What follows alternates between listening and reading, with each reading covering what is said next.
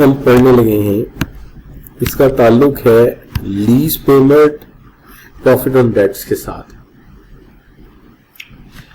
देखिए, सबसे पहली बात तो ये कि profit on debt, financial cost and lease, आगे में पेमेंट मैंने इसको इंपॉर्टेंट डिक्लेयर किया है, काफी दफा ये पेपर में आ चुका है। देखिए, हमें ना एक डिडक्शन अलाउ होती है।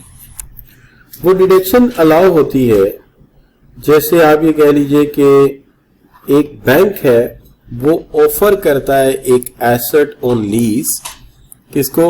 वेव्स रेफ्रिजरेटर बनाने वाले को। और वेव्स जो है वो पे करता है क्या? Rental to bank. सारी बात है। लीज का मतलब क्या है? लीज का मतलब यही कि वो रेंटल पे करेगा उसको। क्या ख्याल? अच्छा, ए लीज रेंटल, अच्छा ये ला है, ये जो मैंने लिखा है ब्रैकेट, ये तो मैंने लगाई होती है ना। तो a lease rental paid by a person to a bank. Person कौन है? Person is a business. वो लीज रेंटल जो कि एक बिजनेस पे करता है बैंक को, या किसको? Leasing company for asset use in business, या लीजिंग कंपनी जिसको एसेट यूज करने के जवाब में हम जो है वो किराया अदा करते हैं, कि for deduction of lease rental cost of passenger transport. अब देखिए, लाजिम नहीं कि हम पैसेंजर ट्रांसपोर्ट ही लें।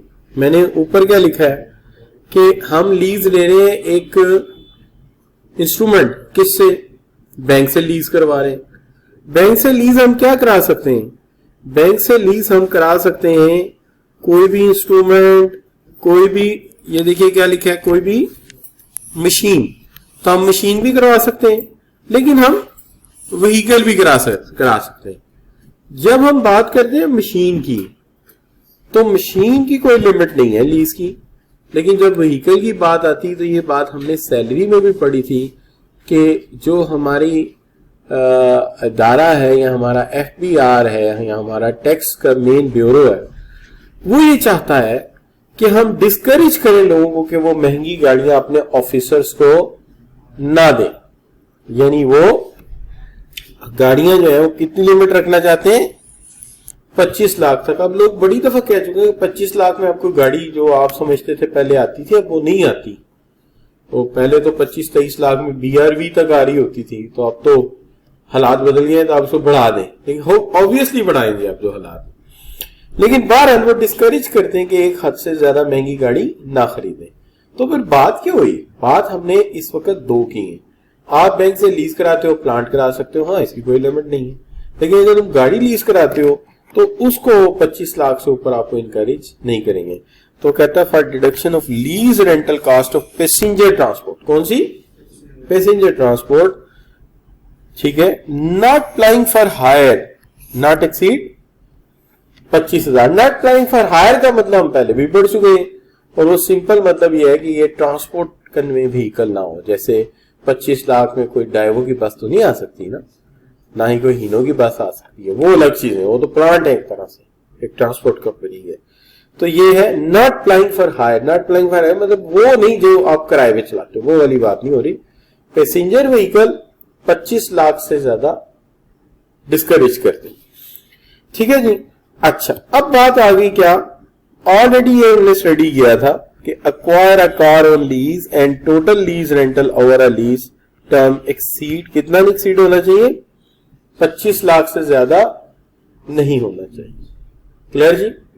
अच्छा, और ये बात इंपॉर्टेंट भी है, तो रिपीट कर लेते हैं कि आप जब किसी भी बैंक से कोई प्लांट लीज करवाते हैं, तो उसके बदले आपको लीज रेंटल देना पड़ेगा उसको।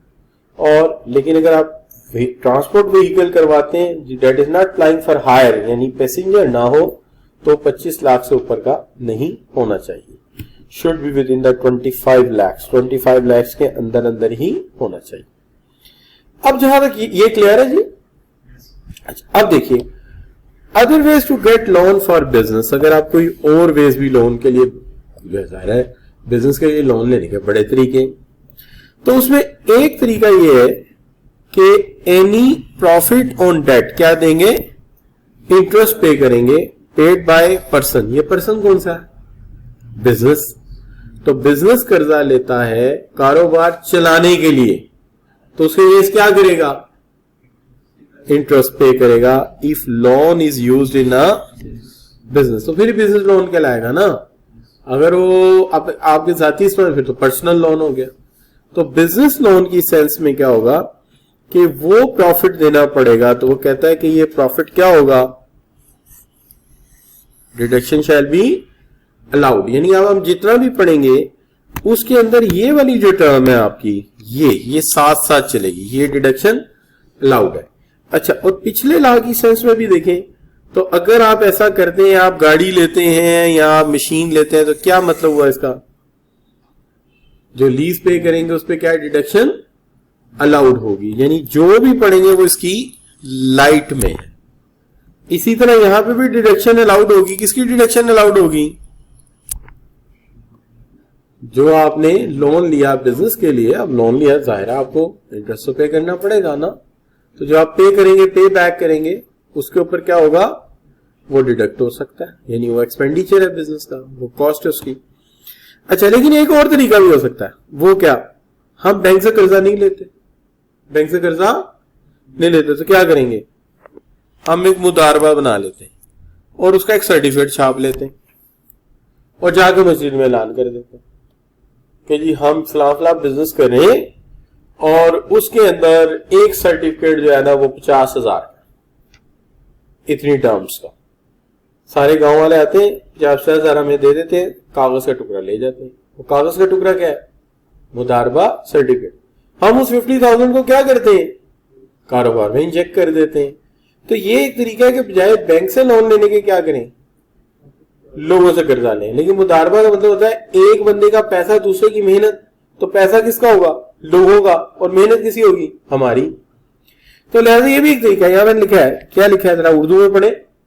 इस स्कीम में फर्म अवाम से कर्ज हासिल करती, सही उर्दू लिखी है, और इसके खिलाफ यानी इसके बदले में क्या देती है? मुदारबा सर्टिफिकेट उन्हें दे देती है, और फिर जो पैसा कमाती है उसमें से उन्हें मुनाफा मिल जाता है। तो बजाय बैंक से कर्जा लेने के हमने किससे ले लिया? लोगों से ले लिया। तो इसका मतलब यह है कि बजाय इसके कि बैंक मैनेजर के पास जाओ, जाके उसकी मिन्नतें करो, उसको क्राइटेरिया फुलफिल करो, किससे कर्जा ले लिया? आल्दो इसका वैसे क्राइटेरिया है, ये भी हमें नहीं मिल जाता, तो हमने अवाम से ले लिया। और अवाम जिसने हमें कर्जा दिया है, हमने उसको हाथ में क्या थमा दिया? एक सर्टिफिकेट। तो जिसने एक खरीदा, एक जिसने दो खरीदा, उसको दूसरे हाथ में भी थमा दिया। भाई ठीक है, ज्यादा इन्वेस्टमेंट कर ली। किसी ने कहा मुझे एक और चाहिए, उसके सर पे रख देते, ये लो। तो क्या किया है? उसने सर्टिफिकेट उसे थमा दी। अच्छा, नाउ एक तरीका और है। वो क्या है? वही चीज है लेकिन मुशारका सर्टिफिकेट होल्डर। मुदारबा और मुशारका का मतलब क्या है?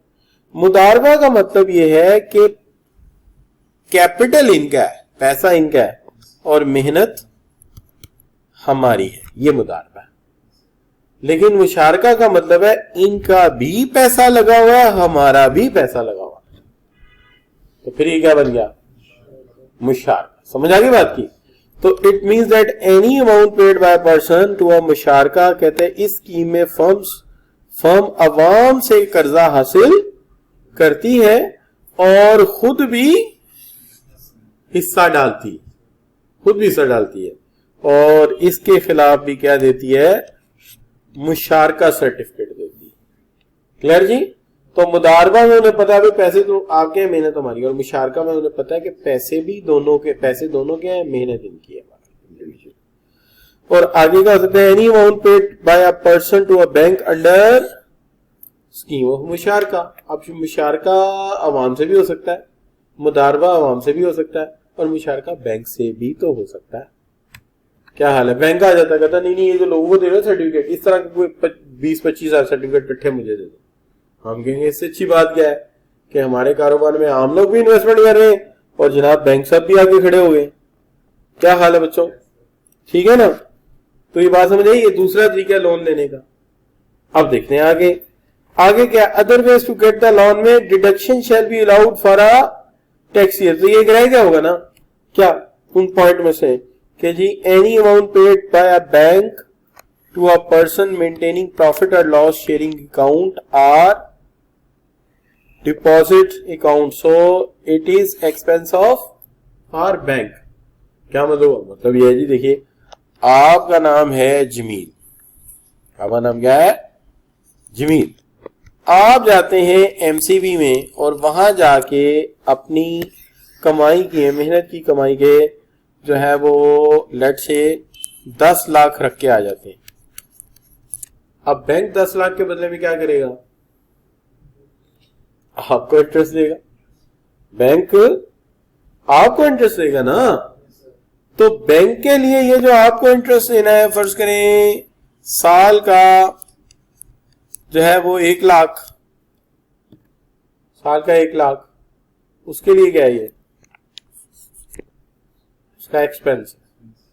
तो बैंक के एंगल से, हमारे एंगल से, अगर हम बिजनेस वाले हैं, हमने कर्जा लिया, हम प्रॉफिट दे रहे हैं, तो वो हमारे लिए क्या है, एक्सपेंस है, डिडक्टेबल। और अगर बैंक दे रहा है तो बेनिफिट बैंक ने कर्जा लिया है ना एक्चुअली। ये जब हम अकाउंट खुला गए हैं, हमने यहाँ पैसे जमा कराए हैं, या जमील साहब ने कराए, हकीकत में उन्होंने कर्जा दिया बैंक को, और बैंक उसके बदले में क्या करेगा, इन्हें पे करेगा। क्लियर हो गया बच्चों?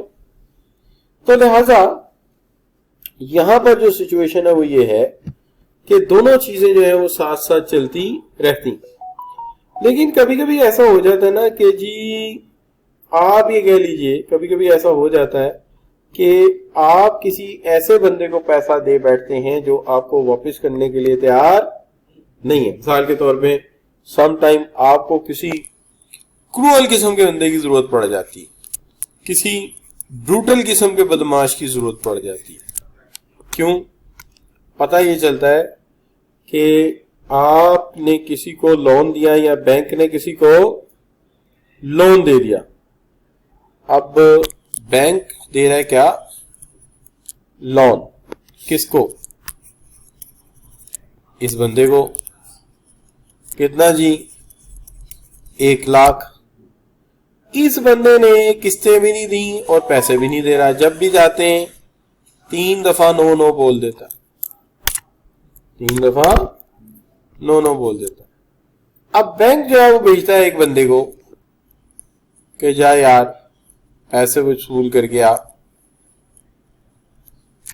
पैसे वसूल करके आ। ये बंदा जो है 1 लाख रुपए उससे जाता जाके कहता है हाँ भी पैसे देने के नहीं देने। वो कहता किसने कहा नहीं देने, मैं तो देने भाई, ये लेने नहीं आ रहा। क्या हाल, वो तो जीप पे गया हो ना, 2 4 5 और भी साथ हट्टे कट्टे लड़के बॉडी बिल्डर लेके गया हो, उसको देखने ने कहा मैंने तो देने। उसने 1 लाख में से 10,000 खुद रख लिया और 90,000 बैंक को दे दिया। आप बताएं इसको आप क्या कह सकते हैं? ठीक है जी, शाबाश। तो ये क्या है, ये जो कर्जा देने वाला है, जिस बैंक जिसने उधार दिया, वो कौन है? वो है आपका लेसर। और ये कौन है? लस्सी सॉरी, ये लेसी है आपका। ठीक है जी, लेसर और लेसी। और ये जो बीच में बंदा आया थर्ड पर्सन, इसको हम कहते हैं, ये कौन है? ये डिडक्ट करने वाला है, जिसने पैसा कलेक्ट किया। और हम अक्सर इसको एक और नाम भी देते हैं, इसको हम कहते हैं स्पेशल पर्पस व्हीकल। क्या कह देते हैं? Special purpose vehicle. क्योंकि मशीन फंस गई थी, पैसे रुक गए थे, ये आया, इसने मशीन को थोड़े से ठक ठक ठक ठोका, थोड़ा लुब्रिकेंट दिया, तो ये क्या है हमारा स्पेशल पर्पस व्हीकल। तो उसने फिर हमारी इकोनॉमी को धक्का मारा, चलने लगी। तो अब बच्चों क्या है, कहता है ये डिडक्शन भी अलाउड है। कौन सी वाली है बताओ, इसमें से कौन सी डिडक्शन ये वाली कह रहा है? ये 10,000 है या 90,000 है? 10,000 है, बिल्कुल ठीक। कहता है फाइनेंशियल कॉस्ट ऑफ, क्या लिखा है? Securitization of receivable being difference between the cost, the difference between the amount receivable by originator and the amount receive by SPV, special purpose vehicle. रकम का एक हिस्सा इस शख्स के पास है जिसने उसे मकरूज से वापस लिया था, तो वो कहता है जो डिफरेंस है, कौन सा difference the, difference between amount receivable, वो रकम जो काबिले वसूली है, और वो रकम जो रिसीव हुई है, अमाउंट रिसीव्ड। इन दोनों के दरमियान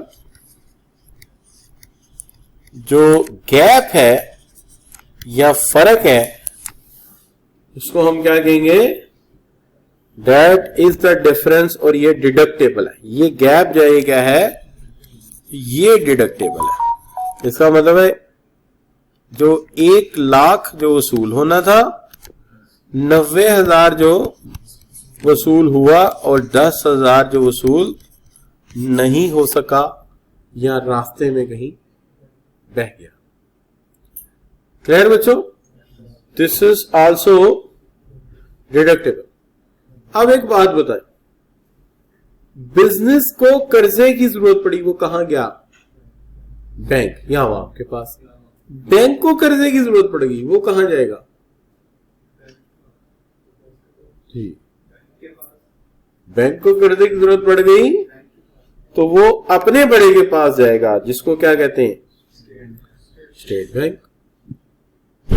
तो बैंक जब स्टेट बैंक से कर्जा लेगा तो उसे भी तो सूद अदा करना होगा, तो जो उसका सूद होगा वो भी क्या होगा, वो भी डिडक्टेबल होगा। उसमें नाम है हाउस बिल्डिंग फाइनेंस, एक बैंक है। नेशनल डेवलपमेंट लीजिंग कॉर्पोरेशन भी एक माली इदारा है, और small and medium enterprise bank ये भी हैं। तो वो किसके पास जाएंगे, तो कहता है कि deduction is allowed for a tax year, इनके टैक्स ईयर में से any interest paid by house building finance, allied bank, Meezan bank, agricultural bank, leasing corporation to state bank of Pakistan, loan provided by state bank of Pakistan. तो state bank of Pakistan से जो loan लिया उसके बदले में क्या होगा, उन्हें भी जो अदा कर रहे होंगे इंटरेस्ट, वो भी क्या होगा, एक्सपेंडिचर होगा, वो उनका एक्सपेंडिचर होगा। क्लियर बच्चों? अब यहां से इससे आगे जो हमारा ये चैप्टर है, बड़ा पीक पे चला है, बड़ा अहम टॉपिक आ रहा है, बहुत ही इंपॉर्टेंट टॉपिक आ रहा है। वो क्या, देखिए बात ये, कुछ चीजें ना हमें समझनी पड़ेंगी। यानी यहां पे वो वाला खत्म हो गई डेफिनेशंस वगैरह, कर्जा लेना, कौन किससे कर्जा ले रहा है, सूद दे रहा है, वो जो सूद दे रहा है, प्रॉफिट दे रहा है, वो डिडक्टेबल है, उसका खर्चा है, एक्सपेंडिचर। यहां पे बिल्कुल different topic, issues related with lease asset accounting versus taxable. सबसे पहले तो आपको एक बात याद रखनी चाहिए, हम जाके अपने अकाउंटिंग के टीचर से पूछते हैं कि सर थोड़ा सा बताएं लीज क्या होता है, तो पता है क्या कहेगा, वो कहेगा बेटा लीज जो होता है ना, उसमें हम लीज पेमेंट करते हैं, लीज पेमेंट करते हैं। हकीकत में ये किस्तें होती हैं या इक्किसात होती हैं उस एसेट की जो आपने लिया है, ठीक है जी। वो ये समझते हैं कि हकीकत में आपने ये एसेट किराए पे नहीं लिया, हकीकत में ये एसेट इन दी एंड आपने खरीदा है। हम जाकर भी दाऊद शाहिद साहब से पूछें, इनाम साहब है गालिबा, इनाम साहब से जाकर पूछें, तलहा मुश्ताक साहब से जाकर पूछें, तो वो हमें ये कहेंगे कि जो लीज पेमेंट है ना, ये हकीकत में आप किस्तें अदा कर रहे हैं, हकीकत में तो आपने ये एसेट खरीदा है और ये इन दी एंड जो है ये एसेट आपका है, आपका हो जाना है। या आपका है, तो लिहाजा जिस दिन ये आ गया है इसकी डेप्रिसिएशन शुरू हो जानी चाहिए, आते ही स्टार्ट हो जानी। ये कौन से सर कह रहे हैं? दाऊद शाही साहब, जो अकाउंटिंग के टीचर। लेकिन जब आप आएंगे टैक्स के टीचर के बाद तो कहेगा किस बात की डेप्रिसिएशन, किस बात की डेप्रिसिएशन, ये तो हमारा है ही नहीं, ये तो हमने किराए पे लिया हुआ है, ये तो हमने लीज करवाया हुआ है। ये तो कल हम कहें कि भाई जाओ ये ले जाओ, हम किस्तें नहीं दे रहे, तो वो या हम लीज नहीं दे रहे, तो हम तो किराया दे रहे हैं। अब ये बहुत बड़ा फर्क है दोनों व्यूज के अंदर, बहुत बड़ा फर्क है। अच्छा, ये बताना क्यों जरूरी है? इसलिए जरूरी है कि जब हमें इनकम टू बिजनेस या एओपी का सवाल आएगा तो हमारे पास स्टेटमेंट अकाउंटिंग का होगा और उसको हम कन्वर्ट करेंगे टैक्स रिटर्न के अंदर। ऐसा एक दफा हम कर चुके हैं पहले, याद है? एक दफा मैंने कागज निकाला था, एक सवाल बनाया था, याद आया आपको? है ना, थोड़ा थोड़ा याद होगा आपको। अच्छा, अब बच्चों बात यह है कि अकाउंटिंग के टीचर क्या कहते हैं? एज पर accounting in case of lease the lessee has purchase, lessee has purchase. तो उनके नजदीक लेसी ने इसे क्या किया है? परचेज किया, and he is making payment for assets in, वो किस्तें दे रहा है, according to expense in the case of lease asset. तो क्या होना चाहिए? डेप्रिसिएशन ऑन लीज एसेट होनी चाहिए। और ये जो हम पे कर रहे हैं ये इंटरेस्ट फाइनेंस चार्जेस हैं उस चीज को हासिल करने। टैक्स वाले के पास आते हैं, वो कहते हैं गलत बातें हैं, टैक्स अथॉरिटीज ओनली अलाउ क्या? Lease rental paid to bank as expense, क्योंकि उनके नजदीक पेइंग रेंट फॉर एसेट जो है वो परचेज नहीं है, तो किराए में चीज ली हुई है। तो ये एक बहुत बड़ा फर्क है, ये एक बहुत बड़ा फर्क है। लिहाजा अगर आप देखें तो यहां पर एक सवाल पैदा होता है कि Jameel is running a business, he has obtain an advance equipment on lease from MCB and share following details for this tax year. Net profit कितना है? 10 लाख। इंटरेस्ट एक्सपेंस फाइनेंस कितना है? 2 लाख। और डेप्रिसिएशन एसेट की कितनी है? और इनकम कितनी है? 7,50,000। वे टैक्स लीज रेंटल क्या है?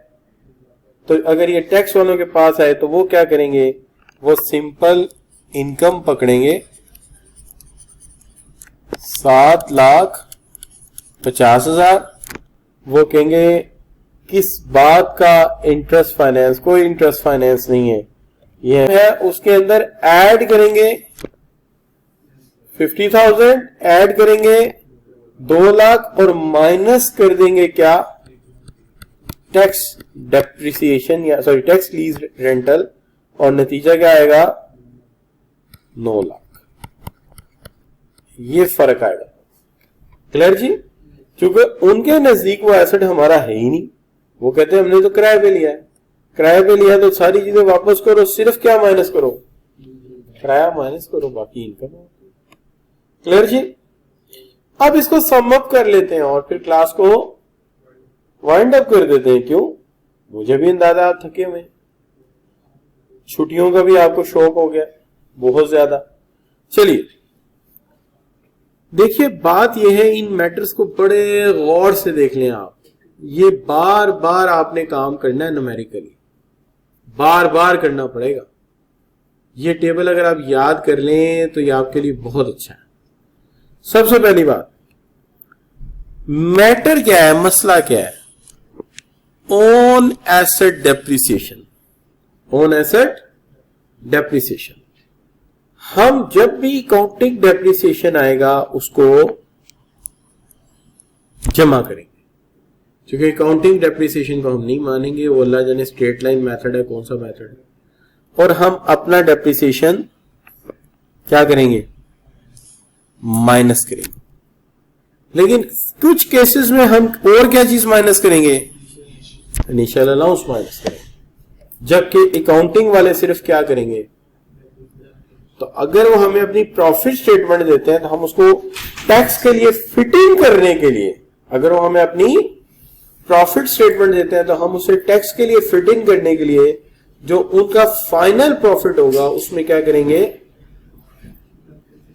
अकाउंटिंग डेप्रिसिएशन ऐड कर देंगे और टैक्स डेप्रिसिएशन माइनस कर देंगे, और अगर इनिशियल अलाउंस अलाउ है तो भी माइनस करेंगे।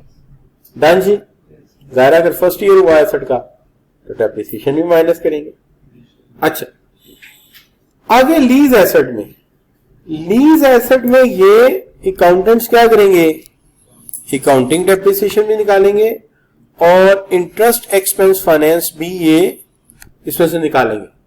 हमारे पास जब आएगा हम उसके अंदर इसे ऐड करके यानी वापस करेंगे। क्या करेंगे, हम इनका नहीं वापस करेंगे और हम उसमें से लीज रेंटल पेड यानी टैक्स लीज रेंटल पेड को माइनस कर देंगे। इसका मतलब ये है हमारे पास फाइनेंशियल स्टेटमेंट आई, प्रॉफिट आया, अगर ये डेप्रिसिएशन का मामला है तो अकाउंटिंग डेप्रिसिएशन ऐड होगी, टैक्स डेप्रिसिएशन माइनस होगी। अगर ये पहला साल है और ऐसा एसेट है इसमें इनिशियल अलाउंस लगता है तो भी माइनस होगा। और वो जो हमें स्टेटमेंट देंगे तो अगर लीज का मामला हुआ तो हम अकाउंटिंग डेप्रिसिएशन भी माइनस करेंगे और इंटरेस्ट एक्सपेंस लीज को भी ऐड करेंगे, वापस करेंगे और अकाउंटिंग डेप्रिसिएशन को भी वापस करेंगे, लेकिन टैक्स लीज रेंटल को माइनस करेंगे। उसके बाद अगर lease asset acquired bye deal, अगर लीज एसेट डील के तहत अक्वायर कर लिया गया तो फिर ये कहते हैं कि हम अकाउंटिंग डेप्रिसिएशन कर सकते हैं, फिर भी हम ये करेंगे अकाउंटिंग डेप्रिसिएशन वापस करेंगे और टैक्स डेप्रिसिएशन उससे माइनस कर देंगे। अकाउंटिंग डेप्रिसिएशन से वापस करेंगे, वापस का मतलब है जमा करेंगे, और टैक्स डेप्रिसिएशन उसमें से माइनस करेंगे। ठीक होगी बात। अच्छा, एक और बात, अकाउंटिंग में जब हमें स्टेटमेंट मिलेगी तो उसमें से अक्सर ये चीजें माइनस हुई होंगी। कौन कौन सी, गवर्नमेंट का कुछ दिया गया फाइन है, इनकम टैक्स है, उसके अलावा salaries exceeding 25,000 and contribution to unrecognised fund. हमारे पास जब स्टेटमेंट आएगी तो हम कहेंगे ओए अल्लाह के बंदो, हुकूमत के कानून की वायलेट करते हो और उसको फाइन भरते हो और फिर उसको जाके स्टेटमेंट से माइनस करते हो, चलो वापस करो। हुकूमत का जुर्माना ये डिडक्टेबल है ही नहीं, वापस करो, डिडक्टेबल है ही नहीं।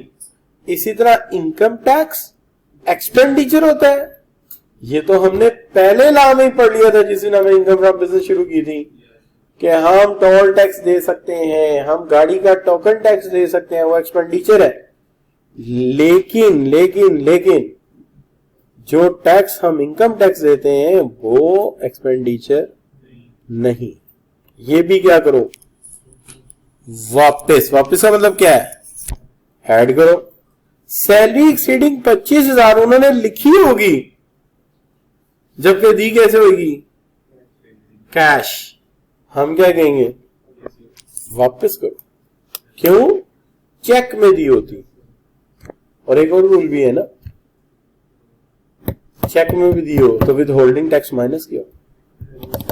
अगर दोनों में से एक भी काम नहीं किया हुआ, वापस।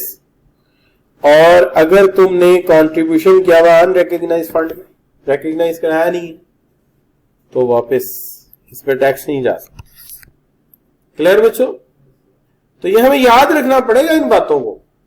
गवर्नमेंट का fine, income tax, salary exceeding 25,000 in cash और कंट्रीब्यूशन इनटू अनरिकॉग्नाइज्ड कंट्रीब्यूशन हमेशा अकाउंटेंट माइनस कर देगा और स्टेटमेंट हमारे सामने रख देगा। अगर स्टेटमेंट देके हमें नीचे ये इंफॉर्मेशन मिली कि हमने ये माइनस किया है, हम उसको क्या करेंगे, वापस करेंगे। क्लियर बच्चों। Now deduction allowed such as, deduction allowed such as, fine दिया गवर्नमेंट के अलावा किसी को, सही क्या गलत किया, टैक्स के मुताबिक सही किया है। प्रॉपर्टी टोकन टैक्स वगैरह सही है गलत है? सही है। ये इसकी खबर आई तो हम कोई एक्शन नहीं करेंगे, कोई एक्शन नहीं करेंगे। हमें ये ठीक है, सैलरीज लीगली और सही सिस्टम से माइनस की हुई है, कोई मसला नहीं है, ठीक है, हम कोई एक्शन नहीं करेंगे। क्लियर बच्चों? तो रिपीट करते हैं अपनी बात को। पहली बात क्या है? ओन एसेट है, ठीक है जी, ओन एसेट है, डेप्रिशिएट हो रहा है, अकाउंटिंग डेप्रिसिएशन वापस और टैक्स डेप्रिसिएशन डिडक्ट होगी और उसके साथ इनिशियल अलाउंस भी डिडक्ट होगा अगर केस वो वाला। दूसरी बात, लीज एसेट है, वो इसमें से डेप्रिसिएशन भी निकाल चुके होंगे अपनी और फाइनेंस एक्सपेंस भी निकाल चुके होंगे। हम क्या करेंगे? उन्हें वापस करेंगे और उसमें से सिर्फ क्या माइनस करेंगे? लीज रेंटल पेड माइनस करेंगे। लीज एसेट अगर एक्वायर कर लिया गया है तो वो उसमें से अकाउंटिंग डेप्रिसिएशन निकालेंगे, हम उसे वापस करेंगे। हम कौन सा लगाएंगे?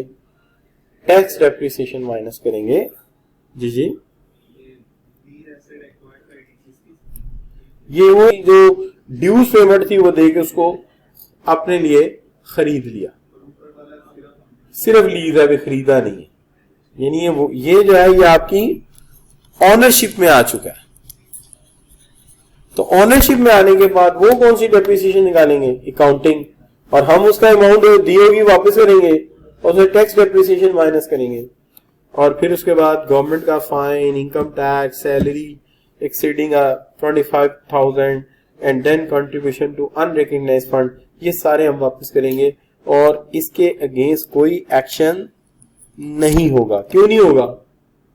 क्योंकि ये तो डिडक्टेबल ही नहीं है, लिहाजा वापस करने के बाद हम कुछ नहीं करेंगे। इसी तरह अगर फाइन किसी और को दिया है, फाइन किसी और को दिया है और फाइन जो है यहां आपने प्रॉपर्टी का टोकन टैक्स दिया, ये जायज है, इसके अंदर हम कोई एक्शन नहीं करेंगे। हम कहेंगे डिडक्शन ही सही है, ये अलाउड है। क्लियर बच्चों? हम क्या कहेंगे? डिडक्शन अलाउड है, तो हम इसके ऊपर कोई कार्रवाई नहीं करेंगे। क्लियर बच्चों? तो इस एंगल से अगर आप देखते हो तो ये सारी बातें आपको क्लियर है। इस लेक्चर में सबसे इंपॉर्टेंट जो है वो फर्स्ट वाला काम था, दिस वन मेंशन 25,000 से ऊपर की गाड़ी नहीं ले सकते, लेकिन उसकी लीज और उसके अखराजात डिडक्टेबल है। उसके बाद कर्जा तुम लेते हो, अवाम से भी ले सकते हो, मुदारबा या मुशारका की शक्ल में, उसका खर्चा भी डिडक्टेबल है, ठीक है। और बैंक से कर्जा लेते हो तो भी डिडक्टेबल है। और अगर बैंक में कोई अकाउंट खुलवाता है और बैंक उसको प्रॉफिट दे रहा है तो बैंक की इनकम में वो एक्सपेंस शो होगा, वो भी डिडक्टेबल है। और अगर बैंक जाके कर्जा किससे ले लेता है?